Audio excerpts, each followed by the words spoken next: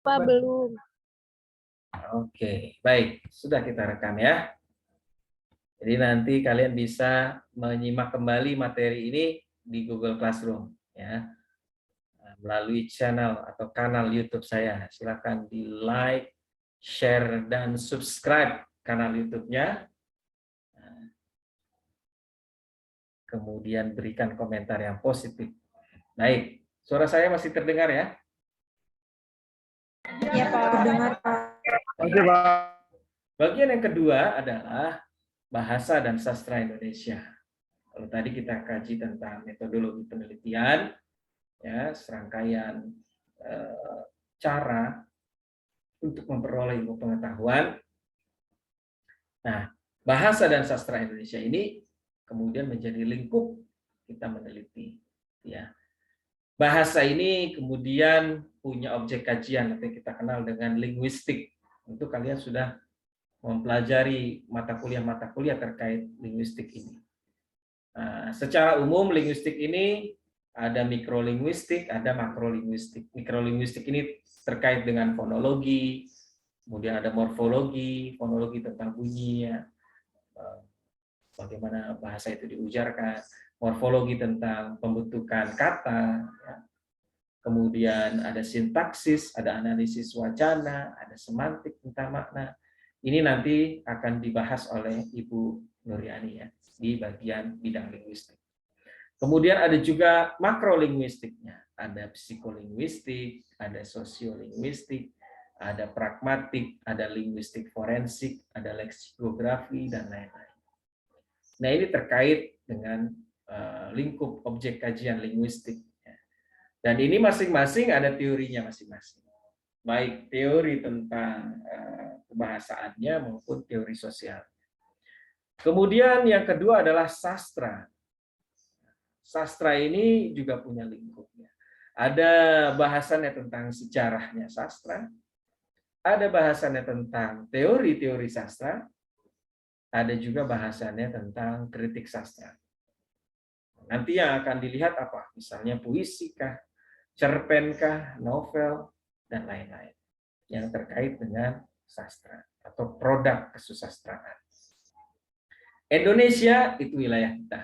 Jadi yang kita pelajari ini bukan bahasa India, bukan bahasa Inggris, bukan bahasa Maori, bukan bahasa lain-lain, tetapi bahasa Indonesia. Ya, bahasa Indonesia. Dan paling tidak akan ada kaitannya dengan bahasa-bahasa yang berada di wilayah Nusantara. Baik. Sekarang kita masuk ke bagian yang akan kita bahas. Ya, karena linguistik ini nanti akan dibahas oleh Ibu Nuryani, kemudian sastra akan dibahas oleh Pak Ahmad Bahtiar, maka bagian saya adalah membahas tentang pembelajaran. Nah, metode penelitian terkait pembelajaran ini bisa kita pahami manakala kita bisa tahu teori-teori tentang pembelajaran. Namun sebelum itu kita masuk dulu ke definisi pembelajaran. Saya yakin kalian sudah pernah memperoleh mata kuliah ini ya. Pembelajaran itu adalah proses interaksi antara peserta didik dengan pendidik dan sumber belajar pada satu lingkungan belajar. Maka ketika kita membahas tentang pelajaran, kita tidak lepas dari aspek-aspek itu. Ada peserta didik, ada pendidiknya, ada sumber belajarnya, ada lingkungan belajarnya. Setidaknya itu. Ya.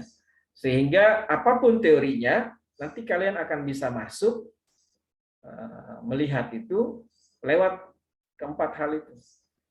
Peserta didiknya, pendidiknya, sumber belajarnya, atau lingkungan belajarnya. Misalnya kita amati di bagian sebelah kanan ini ya, ada webbing, ya ada web, diagram web, diagram jaring.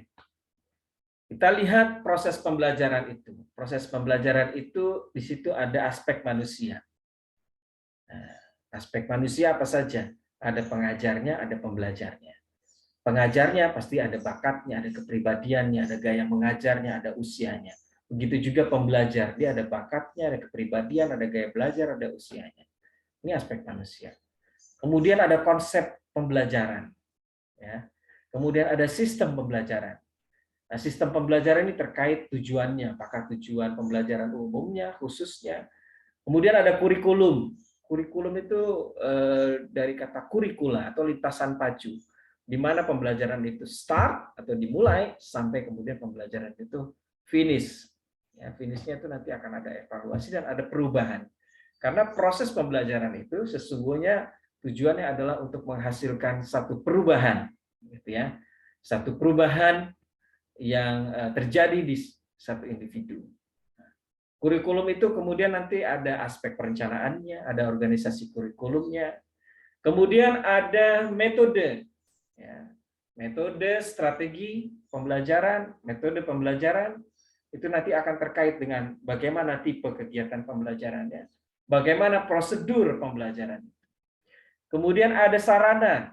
Sarana ini nanti ada perangkat keras, ada perangkat lunak, ya, media pembelajaran. Ada yang artificial intelligence sekarang medianya, ya. Kemudian ada juga yang sangat mempengaruhi adalah konsep pembelajaran itu. Artinya konsep pembelajaran ini dipengaruhi oleh paradigma si pengajar dan pembelajar, ya. Bagaimana cara pandangnya pengajar terhadap pembelajar.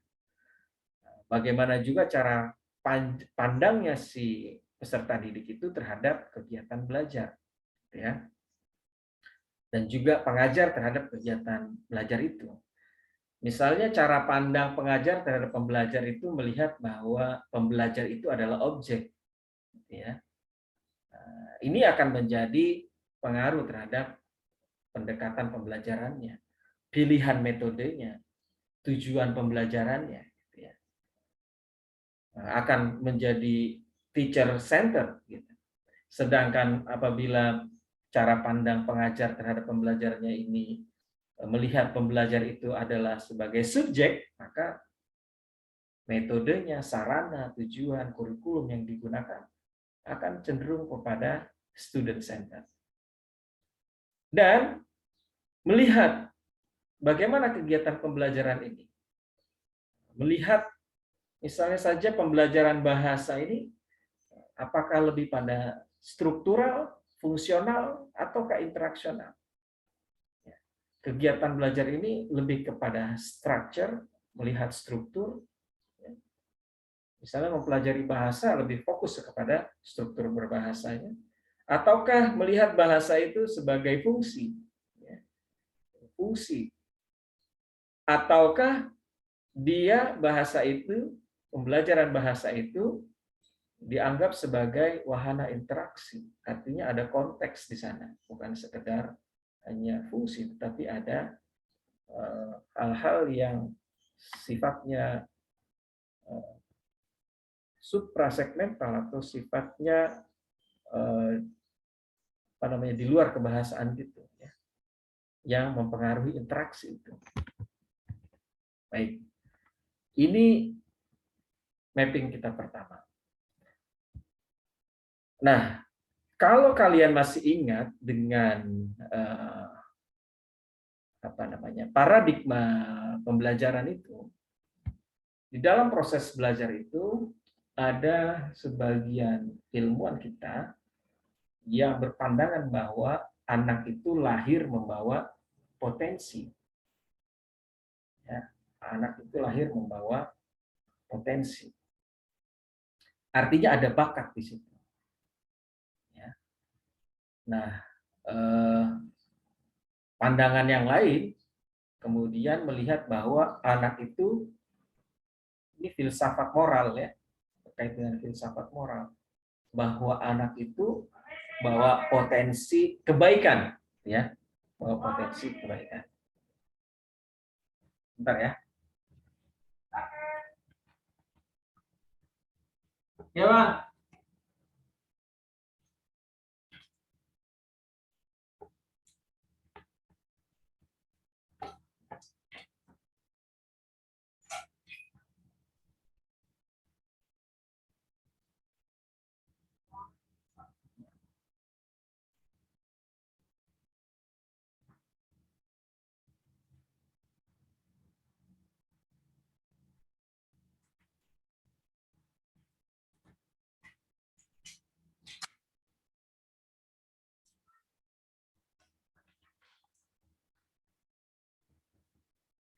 Baik, kita lanjutkan. Maaf, tadi ada orang di depan rumah.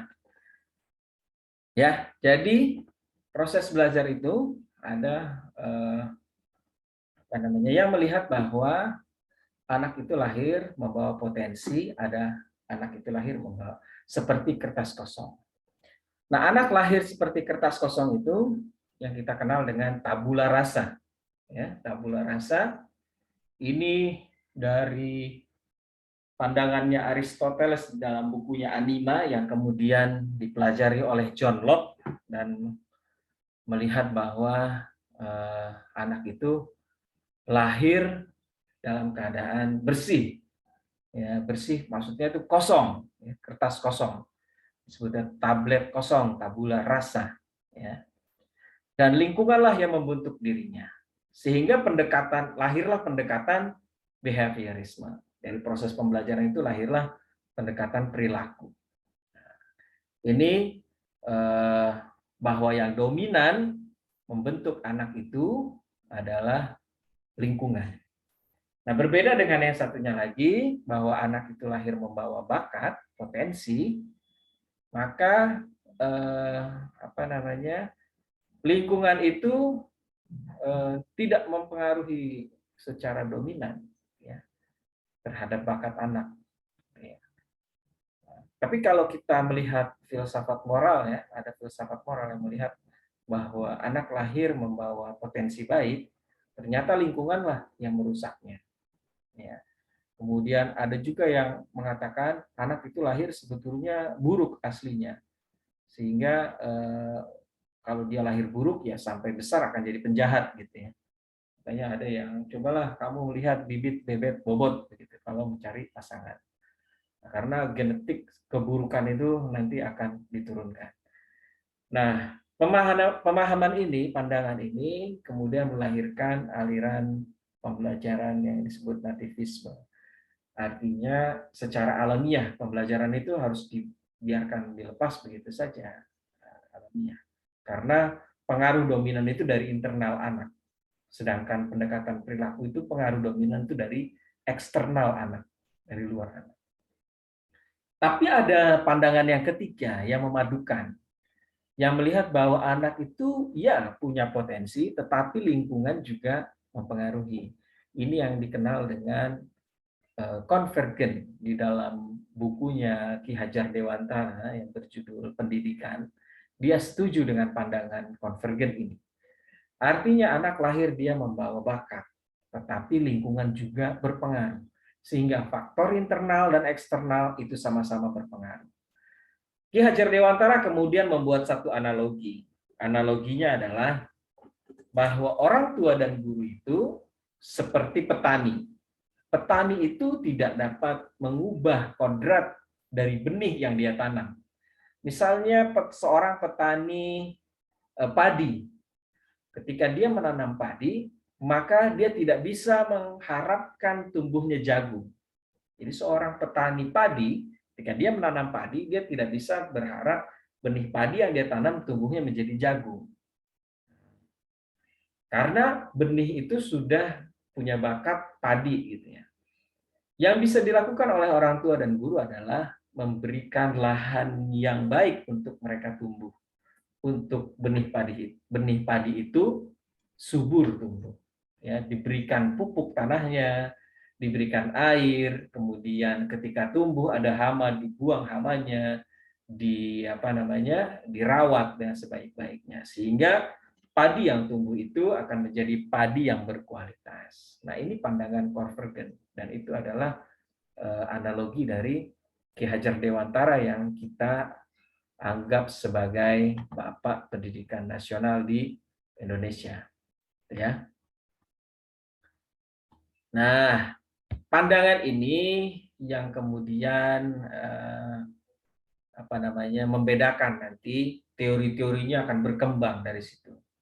Ya, teori tentang pembelajaran bagaimana, apakah nanti ada direct methods, apakah nanti metodenya langsung, ataukah metodenya menjadi scientific, ataukah menjadi problem based gitu ya. Nah, itu.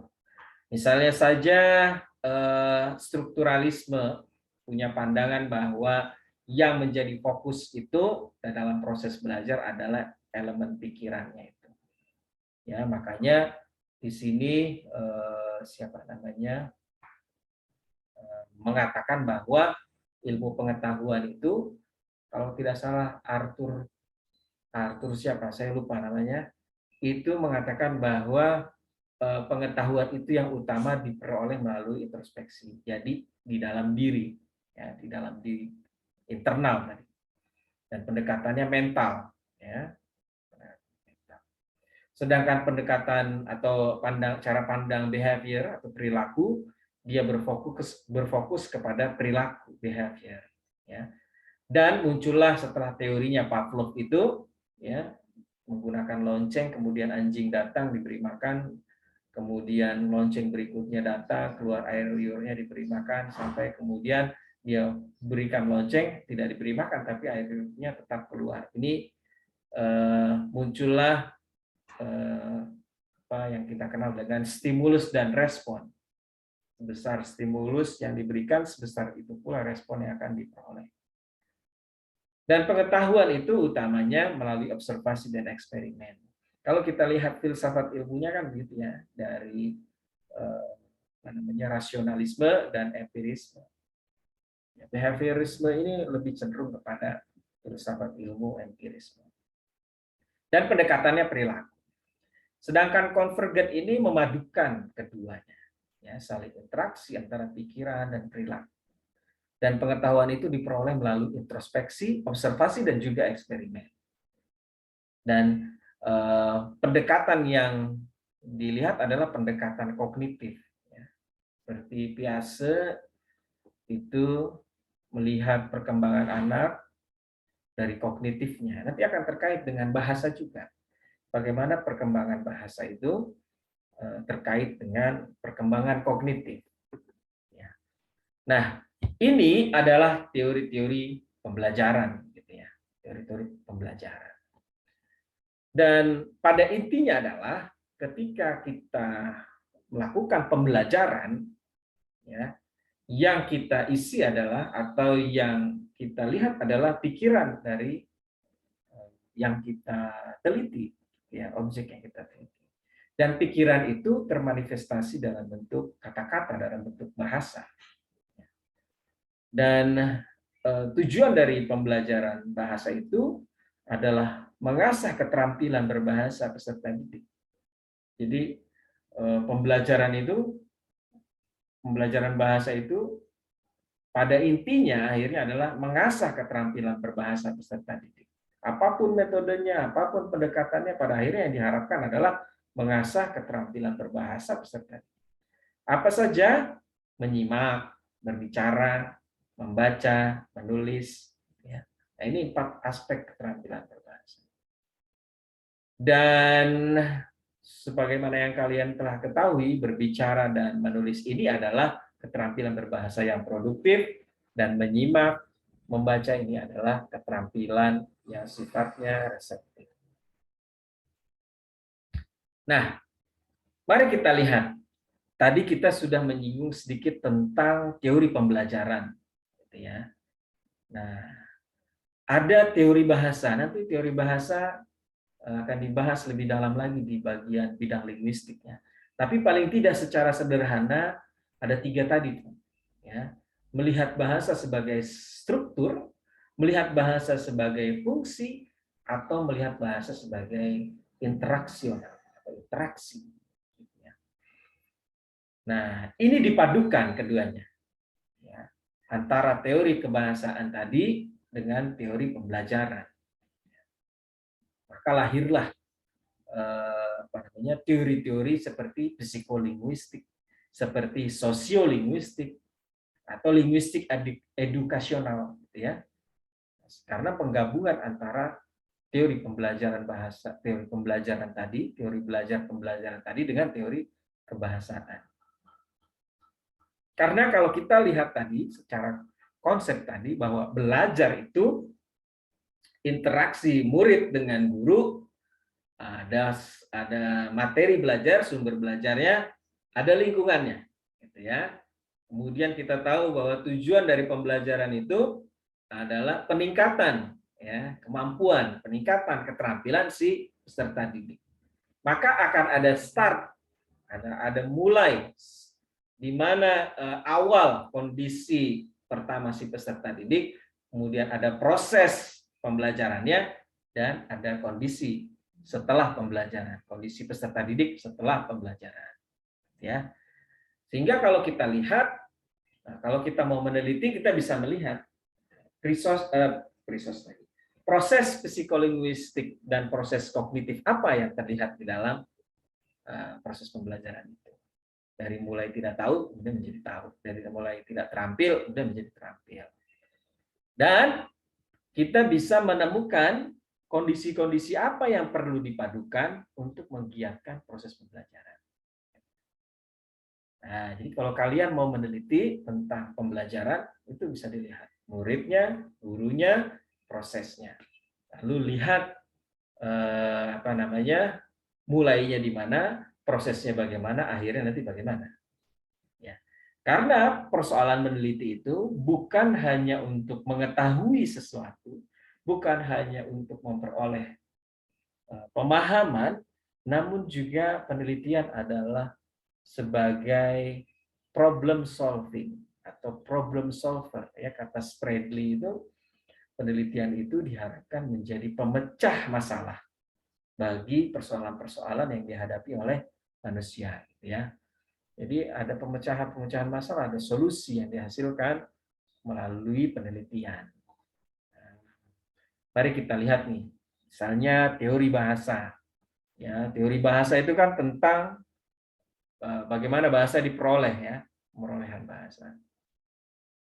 Bagaimana bahasa itu kemudian ada di dalam pikiran kita, ya, terlatih dan kemudian terampil. Ada pemahaman, ada reseptif menerima pemahaman, ada produksi, memproduksi bahasa itu. Nanti ada lingkungan dan sarana yang melingkupinya, ya. Nah, teori bahasa kemudian dipadukan dengan teori pembelajaran, pendekatannya menjadi dengan psikologi, ya. Tadi misalnya pendekatan kognitif, psikokognitif, psikologi kognitif, gitu ya. Misalnya berkembang nggak berpikirnya, dari mulai understanding sampai evaluating, misalnya di taxonomy Bloom. Ya. Kemudian ada perkembangan sensori motori, kalau Piaget itu dari sensori motori, kemudian sampai kepada formal, ya, perkembangan psikologinya anak. Nah, lahirlah kemudian teori pembelajaran bahasa psikolinguistik. Ya, psikolinguistik. Bahwa anak itu menyerap bahasa di awal-awal tahun kehidupannya, dia menerima bahasa, menyerap bahasa. Kemudian mulai mendekut, mulai melakukan ujaran-ujaran bunyi-bunyian, kemudian mulai muncul suku kata, mulai muncul kata, mulai muncul kalimat yang lengkap. Kemudian ada juga melihat bagaimana bahasa itu digunakan sehari-hari di masyarakat. Bagaimana bahasa itu menjadi alat untuk bertukar pesan di masyarakat. Maka lahirlah sosiolinguistik. Dan dari teori pembelajaran ini muncul bagaimana metode yang tepat, bagaimana strategi yang pas, bagaimana media ajarnya, jadilah pedagogi bahasa, ya, dan menjadi linguistik edukasional. Nah, jadi antara teori dengan praktek, ya, artinya ilmu bahasa dan pengajaran bahasa itu, ini kira-kira seperti ini. Linguistik, psikologi, sosiologi, ini teori-teori tentang misalnya linguistik itu teori bahasanya, psikologi teori perkembangan kejiwaannya, sosiologi teori tentang sosial masyarakat, antropologi ilmu tentang atau teori-teori yang dibahas, teori-teori tentang manusia. Nah, kemudian ada terapannya, ada terapan bagaimana linguistik itu diterapkan, bagaimana psikologi diterapkan, ini sebagai mediator. Kemudian ada pembelajaran, pedagogi, ilmu tentang bagaimana memberikan atau melakukan proses pembelajaran pada peserta didik. Nah, ini ada tingkatan-tingkatannya. Ya. Di dasar itu ada sejarah pengajaran bahasa, ada linguistiknya, sosiolinguistiknya, kemudian psikolinguistiknya, teori-teori pendidikan. Nanti di atas ini pada tingkat yang kedua ada pembelajaran bahasa dan juga pengajarannya.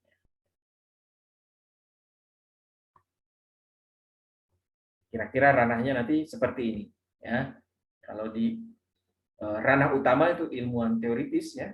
Jadi ilmu-ilmu dasar tadi kemudian dipadukan dengan ilmu terapan itu, jadi lahirlah atau dipadukanlah, bukan ilmu terapan, ilmu-ilmu dasar itu kemudian ada interdisipliner, jadi psikologi dengan linguistik, jadi psikolinguistik. Nah ini kemudian masuk ke tahapan terapannya, ya. Ada prinsip-prinsip pembelajaran bahasa, kemudian metodologi pengajaran bahasanya, gitu ya. Ini ranahnya para linguistik terapan, termasuk kita. Kemudian baru guru ini yang menerapkan atau mempraktekkan, gitu ya. Nah ini nanti kalian ketika lulus akan menjadi guru. Nah, kita kembali lagi tadi.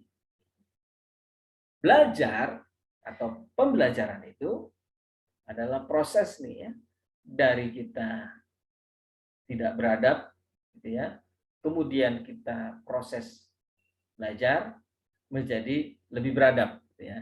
Dari tidak tahu belajar kemudian menjadi tahu. Ada perubahan di situ, ya. Melalui proses pembelajaran itu ada perubahan, ya. Nanti kita bisa melihat di dalam proses itu apa saja yang terkait. Nah, ada komponen-komponen belajarnya. Misalnya ada yang melihat pembelajaran itu terkait dengan tujuan. Maka kalian bisa melakukan penelitian tentang tujuan pembelajaran.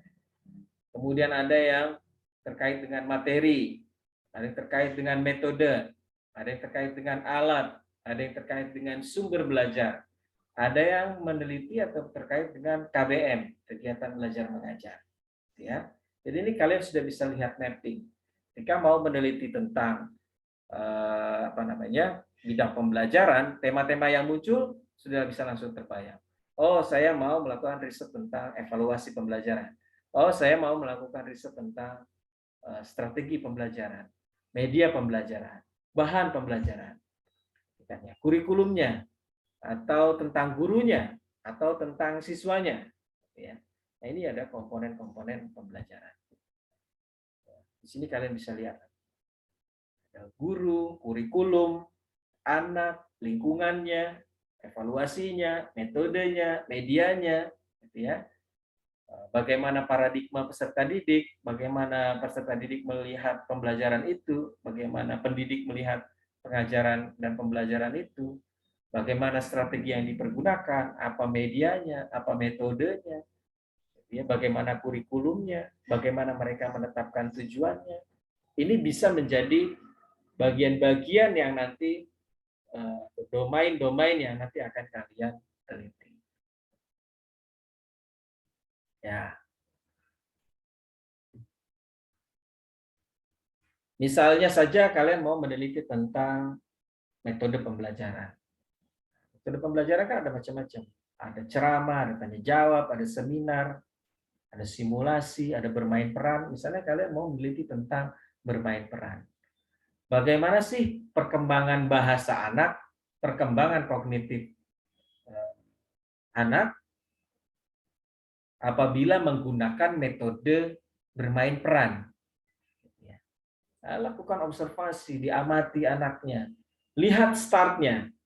Di awal dia hanya punya kosakata ini sekitar 500 kata misalnya. Atau dia belum mengenal kata A, B, C, D. Tapi begitu sudah bermain peran, dia kemudian bertambah kosakata, tabungan katanya. Nah, kemudian bertambah kemampuan analisisnya. Nah, dengan kalau kita mau mengamati metode pembelajaran. Kemudian kita mau mengamati bahan ajar sebetulnya. Kita mau meneliti bahan ajar. Bahan ajar macam-macam. Ada handout, modul, ada yang digital, bahan ajar bentuknya visual, audio visual, atau bahan ajar interaktif. Ya. Kalian mau meneliti tentang apa namanya, analisis kesalahan berbahasa misalnya di dalam bahan ajar audio di mana, itu juga bisa. Ya, jadi ini kita melakukan pemetaan bidang domain-domain apa yang kira-kira bisa muncul. Ya,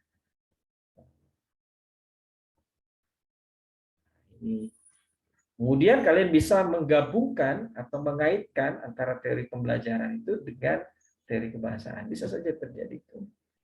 Karena tidak lepas pembelajaran bahasa tentunya dari perkembangan teori kebahasaan. Misalnya saja kita mau meneliti tentang metode pengajaran bahasa, ya, bagaimana metode langsung, bagaimana metode membaca, bagaimana metode audiovisual, atau ada juga faktor-faktor yang kemudian sebetulnya sifatnya kontekstual terhadap pengajaran bahasa. Misalnya pengaruh lingkungan sekolah dan lingkungan rumah atau gaya pengasuhan terhadap anak, terhadap perkembangan bahasa anak misalnya, ya, atau terhadap apa yang mau kita lihat variabel y-nya, gitu ya, terhadap kalau di bahasa apa misalnya kemampuan, keterampilan tadi ya, keterampilan berbicara anak. Jadi ini ada aspek-aspek kontekstual yang menurut Meiki dan Spoisky, ya, dari faktor-faktor yang kemudian mempengaruhi juga di dalam pengajaran bahasa atau pembelajaran bahasa. Ada sosiokultural, ada budaya, ada geografi, ya, ada linguistik. Kalian bisa membahas tentang bagaimana proses pembelajaran bahasa yang kemudian terkait dengan budaya di Papua misalnya, atau di Indonesia Timur misalnya, sehingga mereka menghasilkan satu dialek bahasa Indonesia tersendiri, ya, ada ragamnya tersendiri. Bukan hanya dialek, tapi ada semacam apa namanya, ada struktur yang beberapa kali itu berubah, ya, karena dipengaruhi oleh bahasa daerah. Tapi kalian mau melihat dari pembelajaran bahasa di sekolahnya misalnya, bagaimana sih sebetulnya dipelajari kok ini? Itu ada sosiokultural, ya.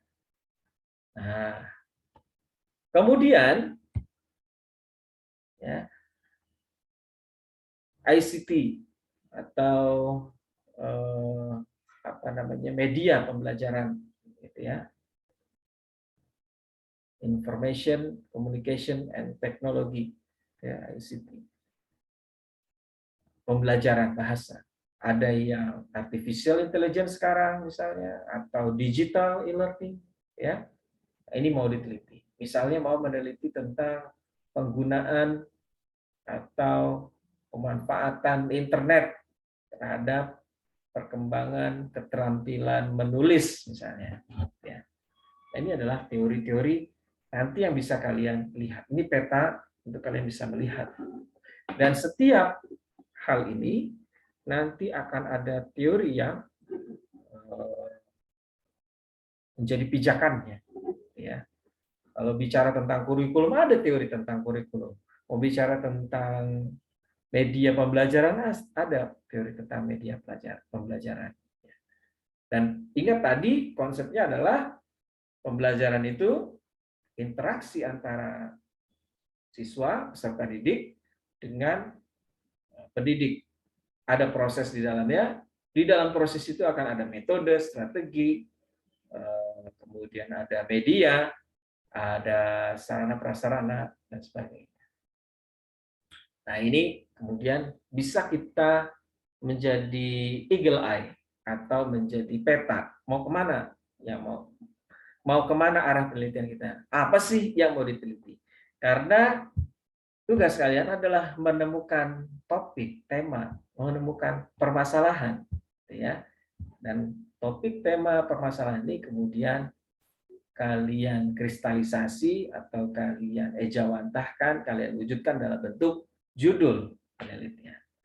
Kalau kalian mengerjakan hal ini dengan sungguh-sungguh, maka kalian sudah separuh jalan, karena di semester 7 kalian akan menyelesaikan seminar proposal, dan semester 8 akan menyelesaikan skripsi. Jadi jangan sampai tiba saat tiba akal, begitu ketemu mau sidang proposal baru menemukan mencari tema. Ya, tidak. Kita kerjakan saja dari awal sehingga tidak tergesa-gesa. Ya, jadi mulai berpikir dari sekarang, kira-kira tema apa.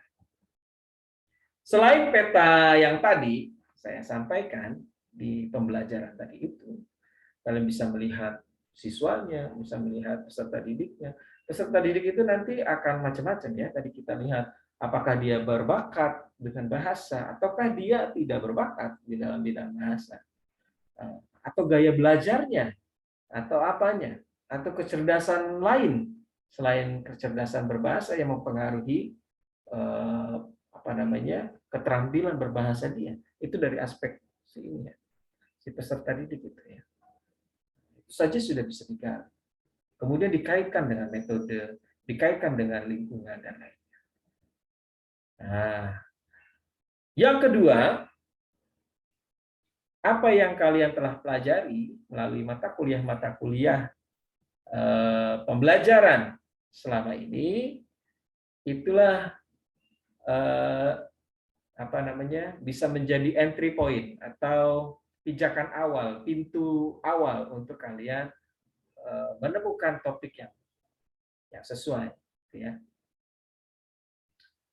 Ada mata kuliah pembelajaran menyimak, berbicara, membaca, menulis, ada kurikulum, ada bahan ajar, ada media pembelajaran, ada strategi, ada evaluasi, gitu.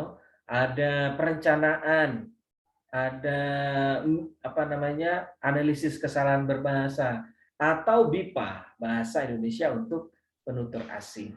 Nah, ini mata kuliah ini mengandung teori-teori. Ya, jadi di dalam mata kuliah ini pasti ada teori-teori tentang pembelajaran dan kebahasaan, pembelajaran bahasa. Nah, dari situ kalian pilih, oh saya mau ke sini sebetulnya arahnya. Saya mau ke sini. Jadi teori itu di bagian bab 2, ya, di bagian skripsi kita bukan pajangan. Jadi teori itu bukan pajangan. Teori itu bukan penambah halaman. Ada yang berpikir bahwa teori itu menjadi penambah halaman di skripsinya supaya skripsinya tampak tebal. Tidak. Justru skripsi itu nanti akan ada komposisinya, misalnya 10% di bagian bab 1, 20% di bagian bab 2, 5% di bagian bab 3, 45% atau 50% bahkan di bagian pembahasan, baru kesimpulan dan lainnya, ya, di luar lampiran. Jadi teori itu bukan pajangan dalam skripsi kita, tetapi teori itu adalah cara kita untuk memandang fenomena. Teori itu kan adalah hasil pengamatan para ilmuwan terdahulu, ya, terhadap fenomena dunia, yang kemudian dituliskan dalam literatur. Nah, teori itu seperti kacamata. Ya. Kalau orang yang pakai kacamata melihat dengan melepas kacamatanya, maka terlihat buram atau tidak jelas. Tapi ketika menggunakan kacamata, maka fenomena itu akan semakin lebih jelas. Oleh karenanya, teori itu berfungsi sebagai kacamata untuk memahami fenomena yang ada. Gitu ya.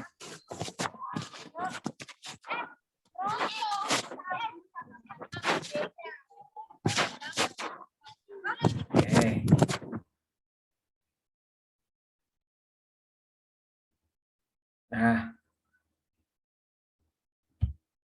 Teori itu seperti kacamata atau kaca pembesar untuk kita bisa membaca fenomena.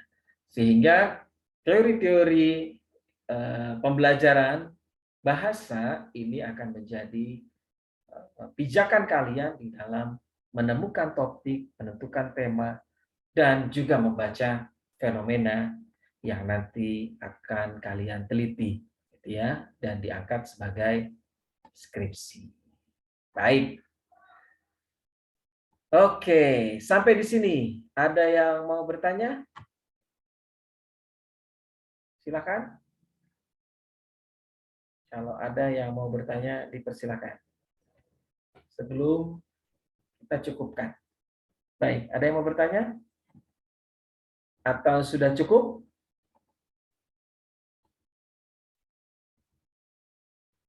Cukup ya? Baik. Saya kira kalau tidak ada yang bertanya, kita akan cukupkan. Nanti rekamannya akan saya unggah di Google Classroom. Dan seperti biasa, untuk memastikan bahwa kalian memahami dan menyimak materi dengan baik, akan ada namanya refleksi pembelajaran.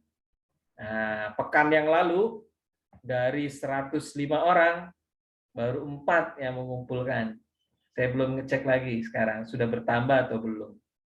Karena nanti refleksi pembelajaran itu akan ada rubriknya. Kalau kalian baca, ada rubriknya dari mulai ketepatan waktu mengumpulkan atau kelengkapan dari catatan belajar. Ya, jadi nanti akan saya periksa refleksi pembelajaran itu. Dan itu ada poinnya tersendiri yang nanti akan berkontribusi terhadap nilai kalian. Kan tadi katanya mau A, gitu. Mau A kan ya? Nah, kalau mau A, kerjakan refleksi pembelajaran. Sekarang mungkin kurang fokus karena ada kegiatan yang lain. Tidak apa-apa, ini direkam, nanti akan kita unggah di Google Classroom. Kalian simak waktunya dengan baik-baik, gitu ya. Sambil dibuka bukunya, sambil dicatat hal-hal yang sekiranya penting. Nah, harapan saya, materi saya ini, atau materi yang hari ini tentang teori pembelajaran, bisa menjadi inspirasi kalian untuk menentukan kira-kira topik apa yang akan kalian angkat sebagai tugas akhir kalian di skripsi nanti. Apakah mau melihat keterampilan menyimakkah, berbicarakkah, membacakah, dari situ. Nah, kalau mau lihat dari sisi keterampilan. Ataukah kalian mau melihat dari aspek gurunya kah? Atau kalian mau lihat dari aspek prosesnya kah? Nah, ada metode, strategi, dan sebagainya. Mana yang mau kalian telaah? Mana yang mau kalian teliti? Ataukah ada inovasi-inovasi tertentu terkait teori-teori yang ada? Nah, nanti penelitian itu bisa dua. Bisa untuk menghasilkan satu teori baru, ya, atau menguji teori yang sudah ada. Penelitian-penelitian yang sifatnya kuantitatif itu sebetulnya untuk menguji penelitian yang sudah ada atau teori-teori yang sudah ada. Sedangkan penelitian-penelitian yang sifatnya kualitatif itu untuk menghasilkan teori-teori baru, teori-teori substansi yang kemudian nanti akan diuji kembali di penelitian-penelitian yang sifatnya kuantitatif. Nah, saya kira itu harapan saya. Jadi kerjakan refleksi pembelajarannya ya. Nah, simak nanti videonya di kanal YouTube saya melalui Google Classroom. Jangan lupa like, subscribe, dan share. Ya, kemudian kirimkan kolom komentar. Untuk kehadiran hari ini di materi ini, saya akan mengeceknya lagi di Google Classroom manakala videonya sudah tayang. Gitu ya. Jadi kalau hari ini mungkin pada tutup kamera, ada yang lagi di jalan, ada yang lagi nonton basket, ada yang lagi sama kekasihnya gitu ya, tidak fokus begitu. Atau jangan-jangan ada yang lagi nonton bioskop, dia lagi nonton film Batman, gitu.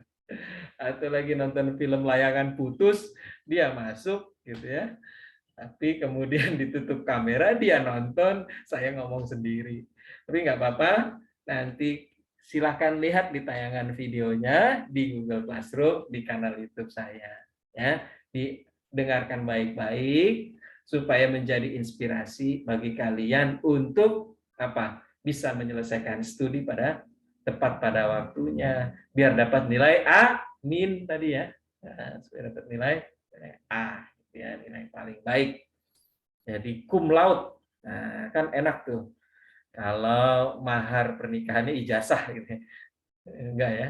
Jadi biar bisa cepat lulus dengan predikat yang paling baik, nilai paling baik.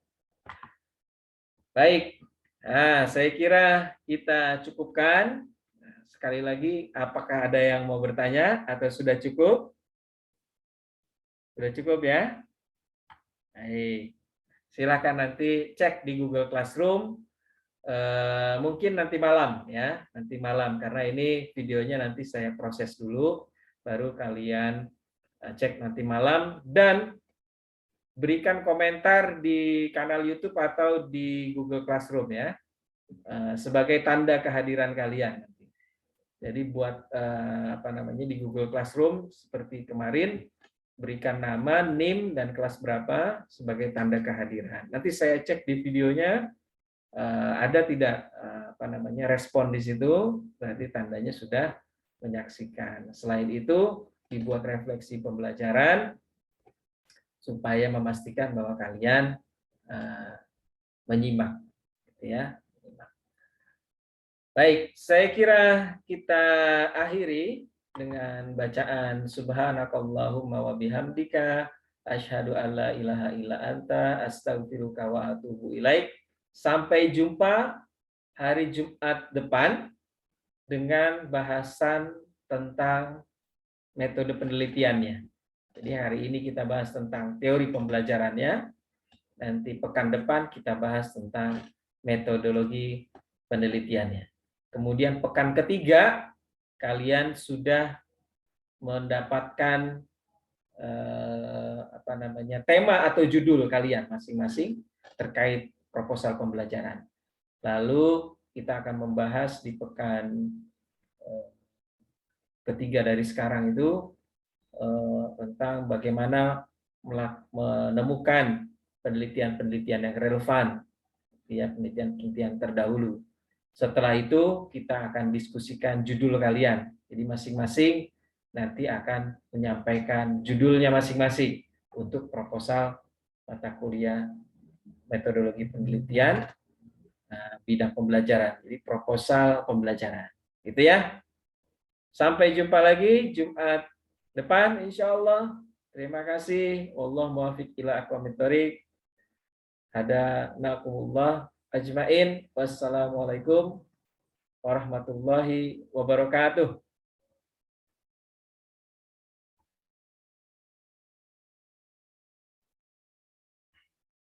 Baik, sampai jumpa ya. Saya stop.